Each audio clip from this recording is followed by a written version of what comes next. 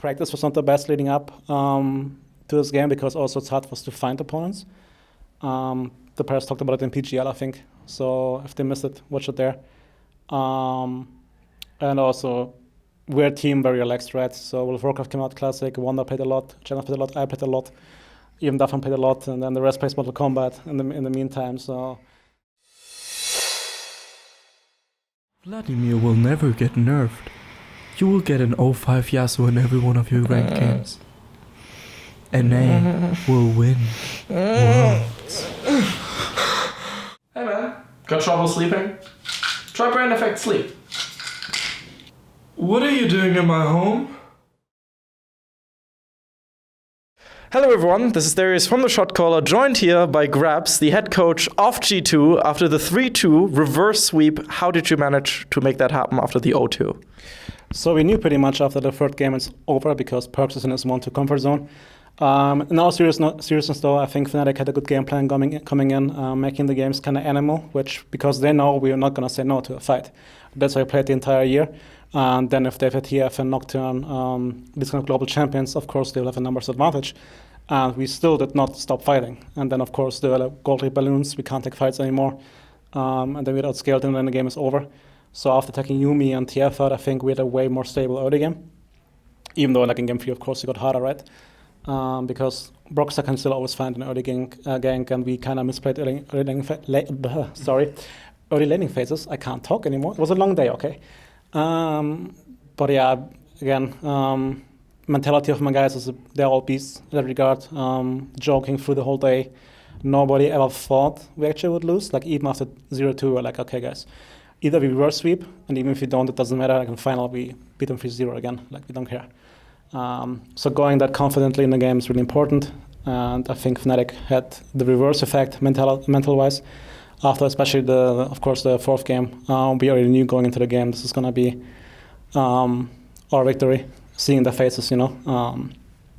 So yeah, I just think we showed that we're a good team. We targeted what they want to do in draft, and from there, we just steamrolled. After game 2 and after game 3 had started, Youngbuck did a quick interview with Loch where he said that they just had Akali and her counters figured out more than G2. What would be your response to that? Because, you know, FNATIC then picked up Akali, lost on it, you guys picked it up again, won on it, and then, you know, last game was kind of just, we don't talk about last game. Yeah, I don't think it works that way, honestly. We knew pretty much, again, how they wanted to draft. It was more we underestimated how it goes in terms of TF. The knockdown was a surprise in game 4, and game 1 for sure. And I mean, if he thinks that way, he can give us Akali again next week.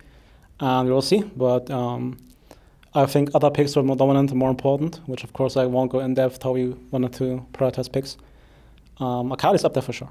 So now that you've played and participated in this very strong series where FNATIC first very much looked on the forefront and very much looked like they could beat you in a best of 5, are you feeling now a bit more confident about the overall level, or is it just a matter of, okay, we should have performed better from the start. This was an issue that we need to fix rather than FNATIC being really good, because there was a lot of debate about, hey, how good is the rest of EU, specifically FNATIC, compared to, you know, the rest of the world, and with G2 just being very, very good. Yeah, I think the most important fact is the players now see how close it can become, because we carried this aura of being undefeatable in Europe for a long time, and we still think that way in a sense, but practice was not the best leading up to this game because also it's hard for us to find opponents. The players talked about it in PGL, I think. So if they missed it, watch it there. And also, we're a team very relaxed, right? So World of Warcraft came out Classic, Wanda played a lot, Jenna played a lot, I played a lot, even Duffan played a lot, and then the rest plays Mortal Kombat in the meantime. So I just think, sure, it looks sloppy now, but this will give us a huge edge going into Worlds because we are so relaxed right now. Like, we have so much room to grow, we have so much room to actually put discipline in, which of course is really hard on this team. Like, we have a meeting like basically every second day saying, guys, take it seriously, play a bit slower. Yes, coach, you will do it. And then you suddenly see Cap solo killing in on the tower. One does the same thing, and then suddenly you have 40 kills in 10 minutes again, which we hope will not happen if we face the best in the world in scrims, right?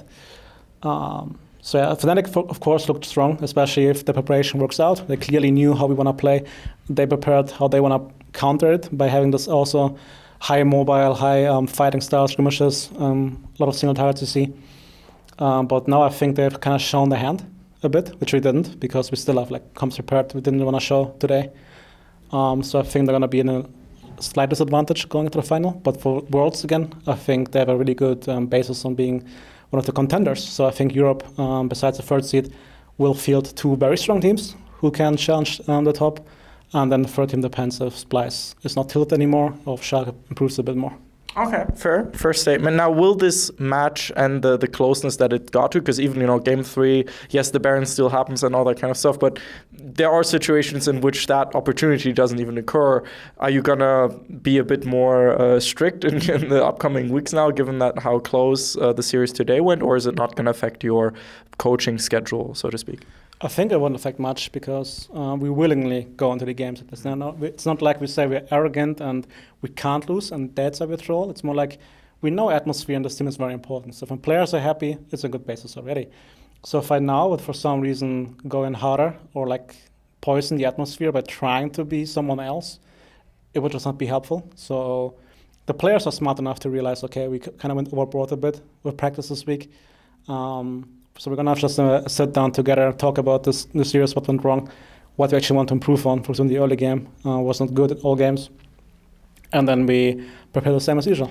Something that, of course, G2 was known for, specifically the early game in the past. Now let's see what happens in the upcoming weeks. I'm personally very excited for the Schalke versus FNATIC match, though. What are your expectations on that one? It depends how FNATIC bounces back after such a defeat, because, of course, they have some players in the team who might not react as well to it. I think if FNATIC resets mentally and plays the same form, I think it's going to be 3-0, 3-1. But, of course, if they have doubts or small issues, then Schalke can punish that. But I fully expect FNATIC in the final again. Okay. So, and you're excited about that one? Will it go a different way? What would be your thoughts on facing them again in Athens? As I said, I think they've shown the hand a bit. Of course, they have a week to prepare, but I would say if they don't, it's going to look like a 3-0. Okay. Fair point there.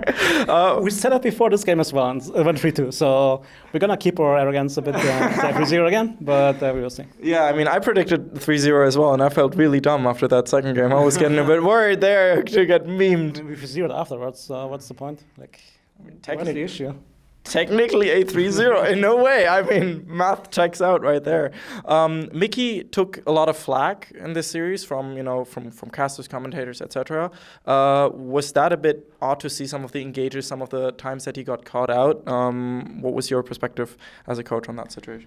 I think he just had a very unlucky day. You can't expect each of these players to be world class every single day, right? And today it was him who was off, which also, of course, impacts perks.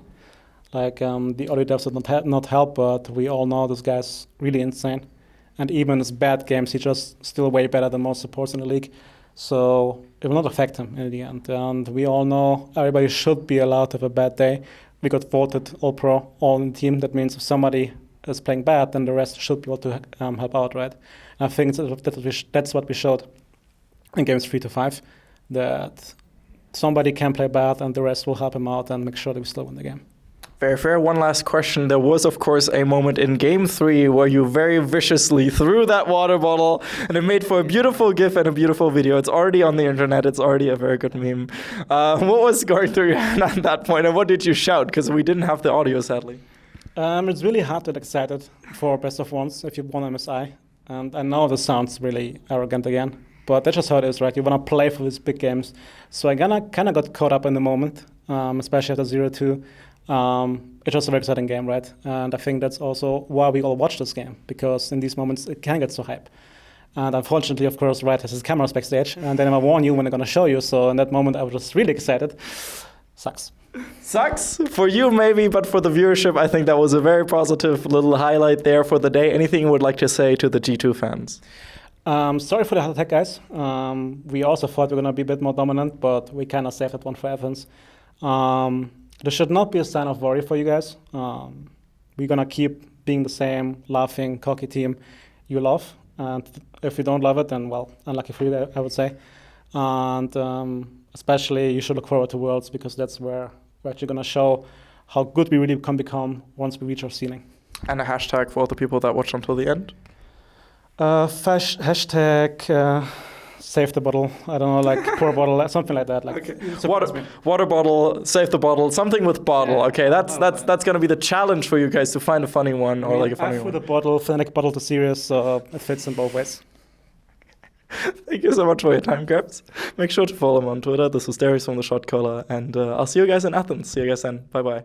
We'd especially like to thank Krzysztof Bujnowicz, Erich Althaus, Lukas Legal, Lazy Raven, and Adam Novosviat for your continuous and very special support, and of course all the people whose names you see scrolling past you right now. We have a lot of amazing projects, and of course Worlds 2019 in Europe coming up. So thank you so much for supporting us and enabling us to do our work. Thank you.